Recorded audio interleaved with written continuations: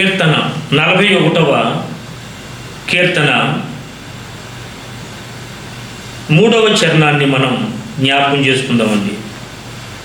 రోగశయ్య మీద యెహోవా వానిని ఆదరించును, రోగము కలుగగా నీవే వానిని స్వస్థపరచుదువు. మనందరి జీవితాలలో కూడా రకరకాల సమస్యలు ఉన్నాయి, అంటే రోగాలు ఉన్నాయి. బయటకు చెప్పుకోలేని రోగాలతోటి బాధపడుతున్న వారు ఎంతోమంది ఉన్నారు. వాక్యం వింటున్న దేవుని బిడ్డ, నువ్వెవరితో చెప్పుకోవద్దు.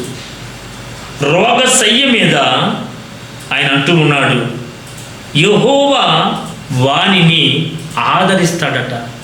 అంటే రోగములో నుంచి నిన్ను లేవనెత్తగలిగిన వాడు నీవు నమ్ముకున్నటువంటి నీ దేవుడు. మరణ పడక మీద నుంచి నిన్ను స్వస్థపరిచి సజీవుడుగా ఉంచగలిగిన వాడు నీవు నమ్ముకున్న నీ దేవుడు. అయితే క్రిందనేమంటున్నాడు, రోగము కలుగగా నీవే వానిని స్వస్థపరచుదువు. మరి దేవుడు స్వస్థపరిచినప్పుడు నువ్వేం చేయాలి అంటే నీ హృదయాన్ని దేవుడికి ఇవ్వాలి.